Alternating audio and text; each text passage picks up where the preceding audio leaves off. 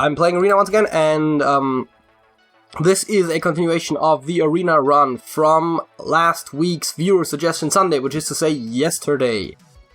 Since everyone asked for Sergey Sunday, and we are likely gonna be able to do that this week, we decided that this Arena run obviously should not take up those spots. Justin, you got your suggestion, and it's gonna be weird to not finish it, but also we don't want to take up all the Sunday slots with it, so we decided that this was gonna be something that we can release today. In other news, the budget series is if all goes according to plan, going to premiere later this week. The first video is not quite ready, that's still in post-production, but I'm excited for the new format, which is to say it's more of an evolution of the old format, and I think a lot of you are gonna like that. And I think Broomstick on 1 is not a good turn. Coining a Hogseed seems aggressive. Gotta keep the missiles. Huge potential tempo swing. And if he plays a minion, which, granted, he just discovered one with the studies, I was gonna say it's not that unlikely, then Synergy, wow. Then I can just Hogseed into it, and the result is he effectively got 1 point of damage out of it, out of playing his 2-drop, though he did get it for 1 mana, kind of. And I got a 1/1 out of it, or wasted his turn using the hero power. However you want to look at that. No new 3-drop means I will play the Shadow Weaver, and I mean this is just going to be the playstyle, right? Just play whatever is the most tempo play you can make, try getting some value out of it in the process. Sporling!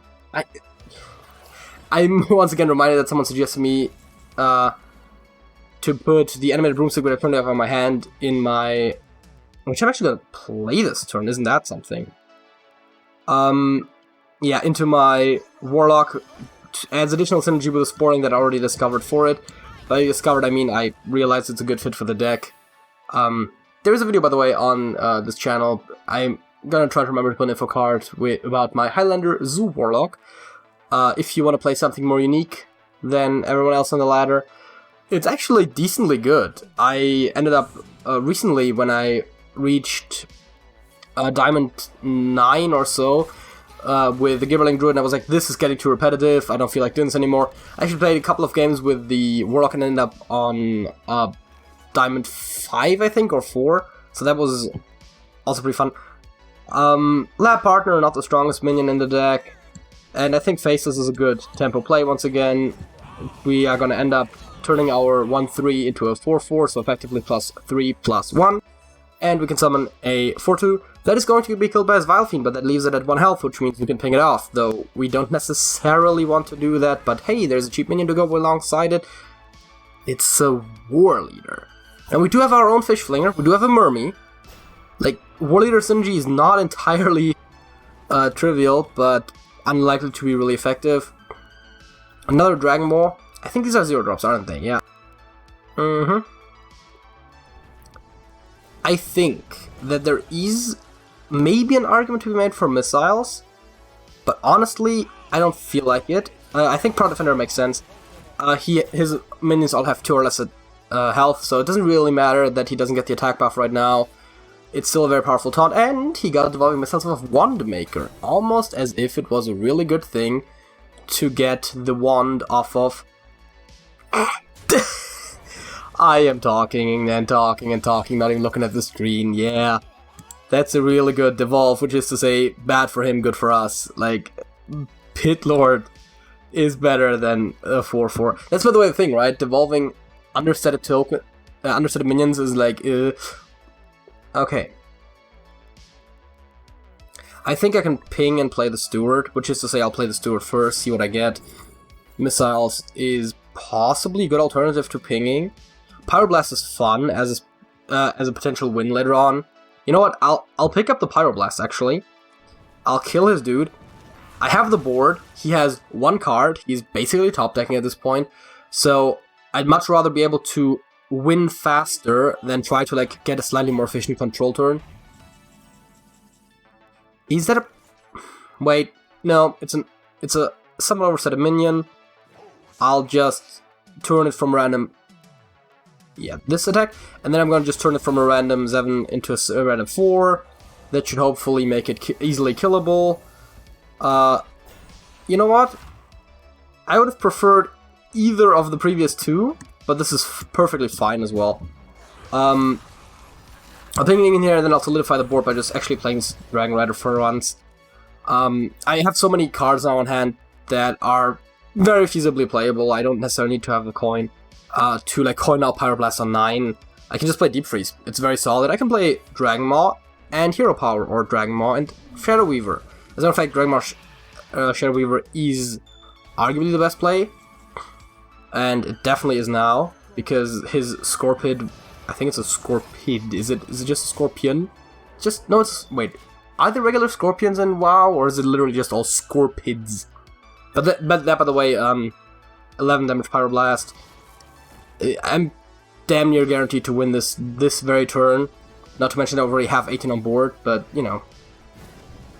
Yeah, GG.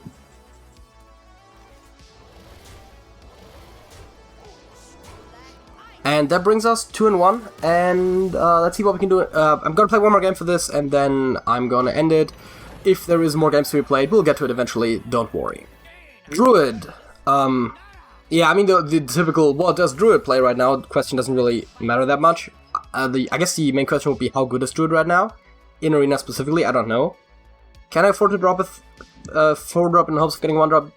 If it's undersetted, I definitely can. Yeah, I mean, I got a better 4-drop. I'm not going to regret that decision. Nothing on 1, but pretty good curve after. Cloud Prince, unlikely to get the synergy, so it is just an undersetted minion, so it's effectively like you getting a 4-drop on 5. But hey, you know, you can't really complain. Battle Mage trades well with Loot Hoarder, unless he wants to run his face into it, which, that's not like the worst thing for us either. Yeah, he does that. Very sensible.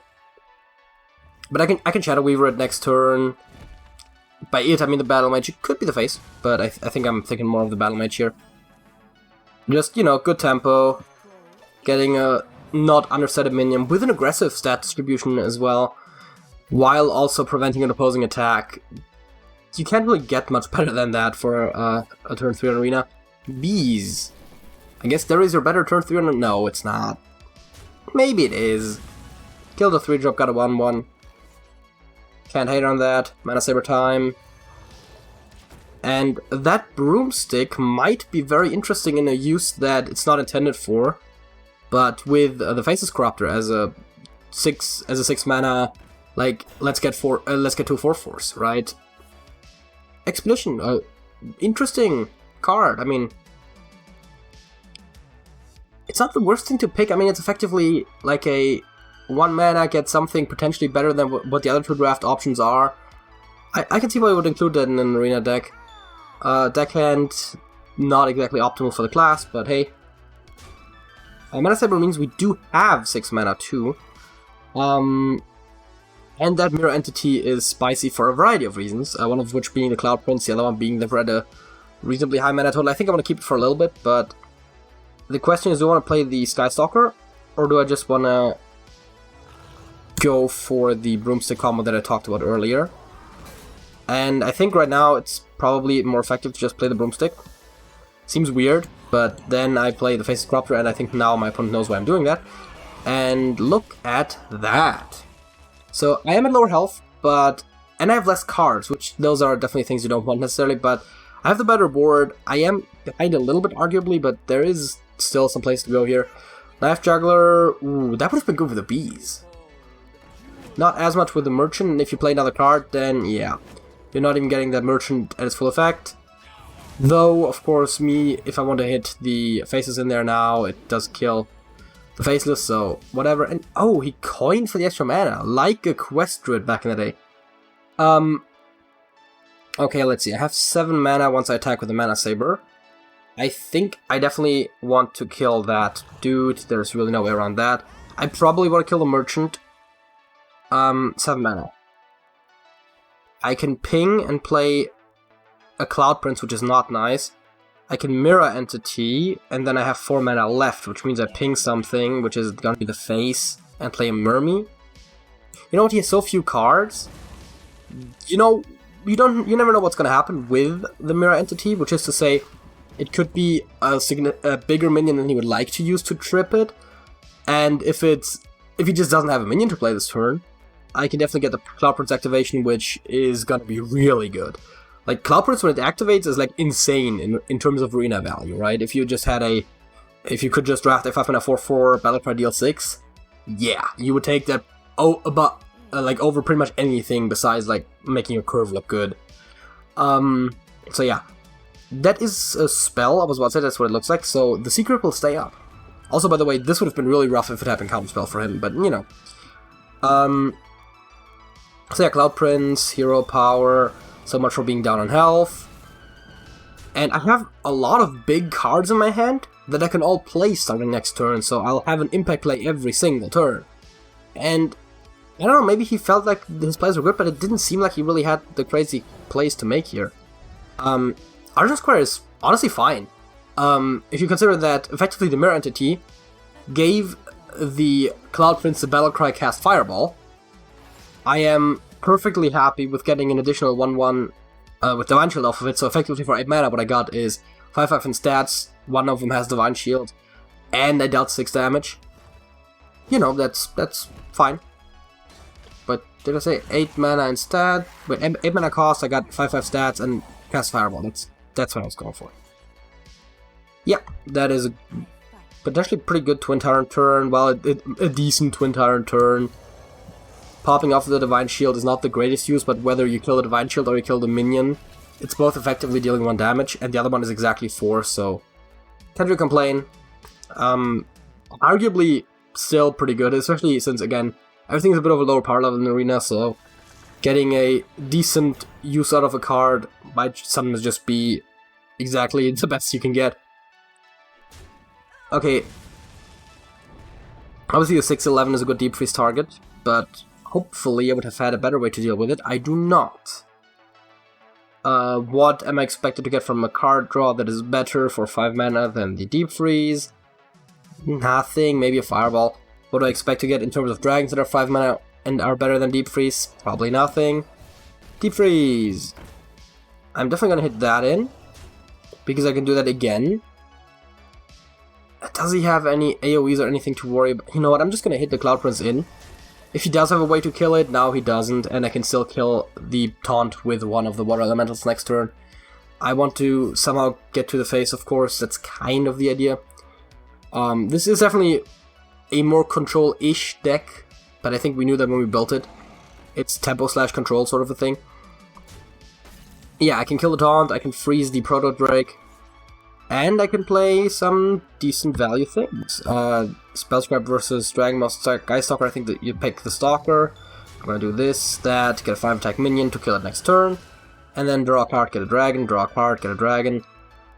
I think I will draw a card to maximize the chance of getting the Mage Scribe trigger, which I do, though it's not exactly the way you might want it, but look at the opponent's health, 17. We have 11 on board. With the Fireball, that would have been lethal. That being said, if he doesn't kill anything, that still is the case. Yeah, no, I win. GG. Unless that 1 mana there somehow allows him to kill one of my minions, or heal, or get armor, or put up a taunt. Ooh. Goldshire Footman would have been the nuts. Alright, the Spellscribe's not necessary, that's just a flare thing. And we are 3 in 1. So, statistics say Mage does well in Arena. Experience says Mage does well in Arena. You know, drafting a decent deck, going almost exclusively off of the suggestions off of the Arena tracker. If you want to know more about that, check out the Arena guide. And, you know, leave a like on the video if you enjoyed it. Subscribe if you aren't already for more like this, maybe. I mean, we're definitely gonna finish the run. And, more importantly, the budget series coming up soon with budget decks for almost every class. And until next time, that's it.